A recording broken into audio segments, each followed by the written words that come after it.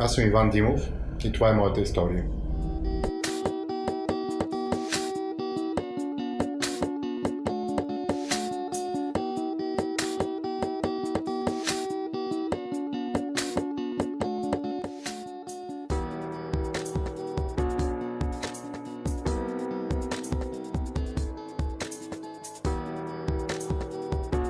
Не живея в България от много години, 25 години, предимно в Щатите. Професионалният ми живот винаги е бил в финансовите среди. Но реших да се върна в България от Ню Йорк, за да основа Single Step поради много причини.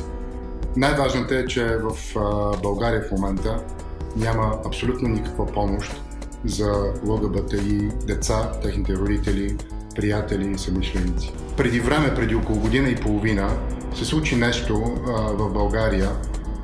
Бях на едно събитие, където имаше много хора.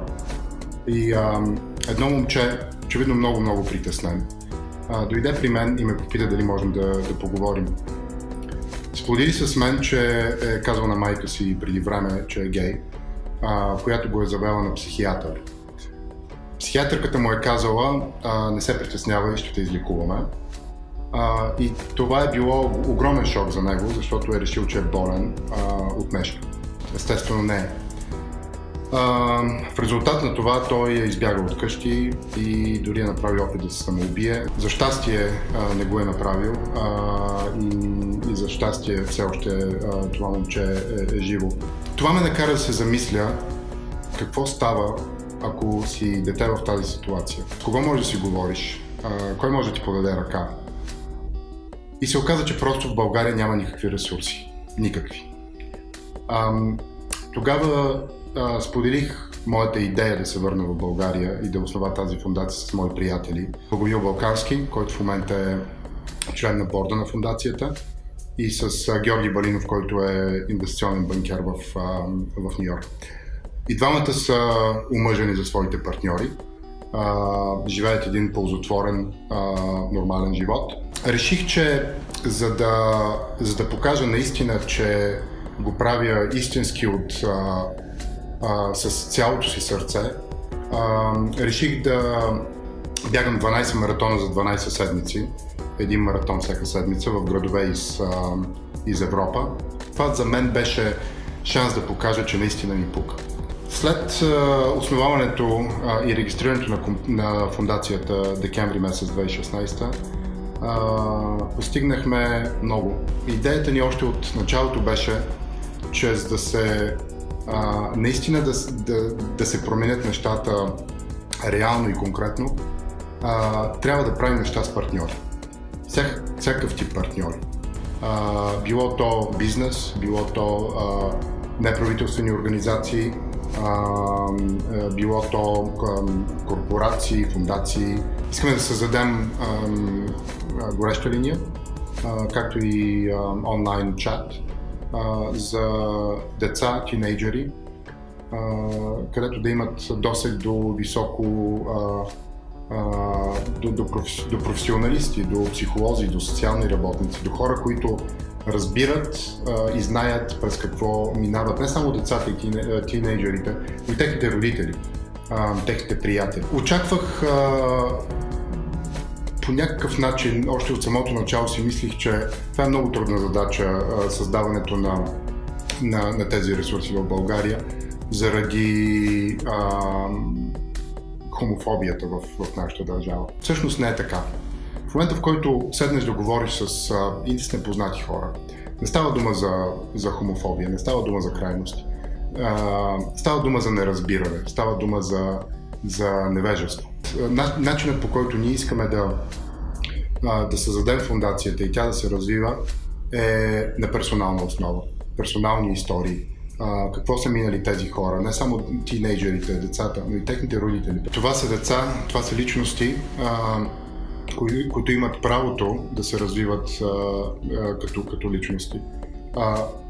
Имат правото да живеят достоен живот, както всеки един от нас. Достоинството е присъщо на всеки човек и има право да живее живота си с достоинство. От самото начало на проекта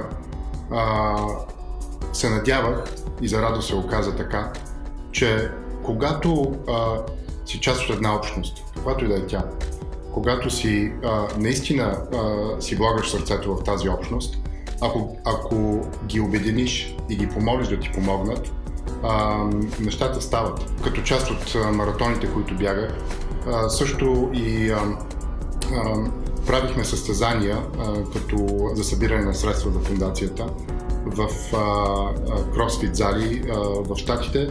Първо започнахме в моята в Ню Йорк, където обясних на собственичката какво се опитвам да направя. Тя каза: да, естествено ще го направим, ти си част от нашата общност, ние ще ти помогнем. И бях много приятно изненадан, когато дойдоха много хора, когато си прекарахме много добре, направихме състезание, събрахме средства за фундацията и аз използвах този пример да се свърли с други хора от други кросфитове, не само в Щатите, но и в Мексико, в Исландия, в Ирландия. И хора дори, които не познавах, просто им писах и им казвам: за мен кросфит е голяма част от живота ми. Голяма част от живота ми е и това, което се опитвам да правя.